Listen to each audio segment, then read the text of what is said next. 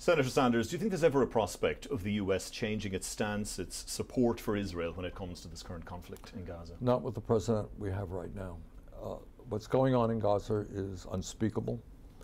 I have led the effort in the US Senate to stop US military aid going to Netanyahu to continue his horrible, horrible war. And as bad as what has gone on for the last several years, what I fear, this is almost unbelievable, is I think as many people know, Trump is talking about forcibly expelling the 2.2 million people in Gaza so he can build a playground for billionaires. I mean, it is beyond belief, and obviously we're going to do everything we can to try to reverse policy. And I would simply say that in America, there are more people who are outraged by what's going on in Gaza than I think the rest of the world understands. We don't see that representation in Congress. We don't, and we see young people rallying Yes. pro-Palestinian causes. Why isn't it trickling up, if you will, to the political leaders? Well, that is a very good question. And the answer has everything to do with money and a corrupt campaign finance system. And I don't know how familiar people in Ireland are with our campaign finance system.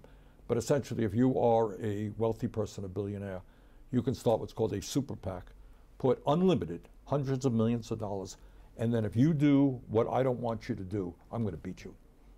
So it's a corrupt system, and I think that's a major reason why more Democrats and even some Republicans are not standing up. We had the awful shootings this week in Washington of the two Israeli diplomats, but Benjamin Netanyahu came out and said that that was linked to the anti-Israeli rhetoric, to the negative soundings coming from politicians. That's what Netanyahu's whole position has been. That's what he said. I am Jewish, all right? I detest antisemitism, as I hope everybody does. It's a horribly destructive ideology. But to be critical of Netanyahu's right-wing extremist government, who have killed some 53,000 people in Gaza already, mostly women and children, that is not anti-Semitic. That is taking on an extremist, ugly government that is doing terrible things. The Trump administration has also accused Harvard of being anti-Semitic, and as a result, they're banning them from enrolling foreign students. What did you make of that? Well, I hope and believe the courts in the United States will not allow that to happen. But in fact, what Netanyahu wanted and what Trump is following through on is to equate any criticism of Israel with being anti-Semitic. It's like someone criticized the Irish government, suddenly we hate Irish people. It's insane, but that is what they're trying to do. Staying with Donald Trump, I don't know if you saw, I know you were in meetings today, but he has tweeted today that he wants to impose 50% tariffs on the EU, 25% tariffs on Apple, and it sent the markets into free fall. What's your take on his tariff stance? Well, wait till tomorrow. Be something different. I mean, that's one of the problems we have. It's what we call a chaotic situation. These are not thought out discussions with economic advisors. This is probably something he thought of 5 minutes before he wrote a tweet. Maybe it was in the middle of the night, he couldn't sleep, who knows. But that's what we're dealing with in the United States now. We're dealing with a government which is coming increasingly under oligarchic control. It's, Musk, to talk about a campaign finance system, as you may know, Musk contributed $270 million to Trump's campaign. He then became the most important person in government. That's the way the system works. And we're very concerned. What you talked about at Harvard is just one part of a pattern of moving toward authoritarianism. President of the United States does not have the right to do what Trump is doing every single day. It's against our Constitution and it's against the law. You look at what he is doing every single day, tariffs, immigration. These are things he said he would do.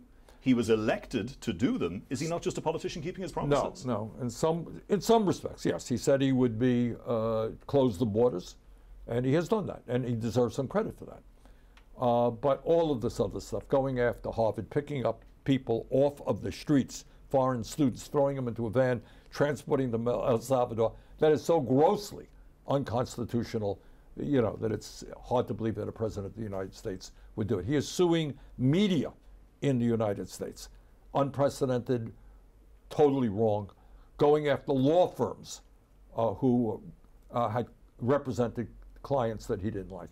So it is a very serious problem. So it's not only oligarchy, it's not only authoritarianism, it is kleptocracy. This guy enriching themselves in just shameless ways. So. You obviously are a very vocal critic, but where are the Democratic Party? People are saying they're silent, they haven't been out there, they haven't been fighting Donald Trump. What's happening with that party? Well, that's a long story. Unfortunately, I think a number of years ago, the Democratic Party lost its way. It once was the party of the American working class under Roosevelt, under Truman, even under Kennedy. But over the years, I think it got captured by corporate money. And in that sense, it has become more conservative, much more conservative than it should be. And the results are that working class people have left the Democratic Party in large numbers. One of the big issues facing the Democratic Party are divisions, divides, a lack of unity, different wings, different factions. Are you not part of that problem? You lead a very big bloc that perhaps disagrees with the Democratic leadership. Is that not an issue? No, it's a very good thing. In fact, there was just a poll that came out the other day. I think 75% of Democrats support the positions that I'm advocating. The real question is why you have an establishment, often dominated by big money, that is so reluctant to allow young people, working class people to come into the party and to fight for the kinds of changes that the United States desperately needs. I know you have extended the good wishes to Joe Biden when we got the news this week of his cancer diagnosis, but there's a lot of speculation, there's a lot of claims, there's a lot of concerns that there was a cover-up in the White House about his health and his cognitive decline. Had you those concerns? You would have interacted with him. Well, I think a lot of that comes from people who worked on Kamala Harris's campaign, who managed to lose a campaign which should have clearly been won. Kamala Harris is a friend of mine. I've known her for many years, and I like her. But the consultants that advised her, the same consultants now who are saying, oh, if we had more time, it's all Joe Biden's fault. These are the guys who told Kamala not to talk about working class issues, not to go on shows, to talk about who she was with an authenticity that she should have used. So don't fool yourself. A lot of that is guys trying to cover their own backsides to divert attention away from the very bad campaign that they should have won and they lost. Who can save the Democratic Party? Who should be the next presidential candidate? AOC, That's Alexandria the wrong, Ocasio-Cortez? wrong question now. We don't need, there are a lot of wonderful people out there who can, I think, be great leaders. Right now, our focus, and I'm working day and night on this, is to build a grassroots movement. That's what we need. It's not who's going to be the great leader. We don't need great leaders. We need a movement of millions and millions of working class people, young people who want to bring massive transformation to how we do things in the United States. Okay? Just finally, now you're here to meet with trade union leaders. You're giving a big trade union linked address tomorrow. How important is the trade union movement, and what will be your message from that stance when you meet with trade union leaders? It's enormously important. In the United States, we're seeing a revitalization of the trade union movement. We are seeing unions now more popular than they have been for a very long time. And the reason is that people in the United States, and I expect in Ireland, understand that the very richest people in this world are becoming phenomenally richer, while in the United States, working class people are struggling to put food on the table. And people understand that if you want decent wages, decent benefits, decent working conditions, you got to be part of a union. Senator Bernie Sanders, thank you very much for speaking with us. Thank you very much. Appreciate it.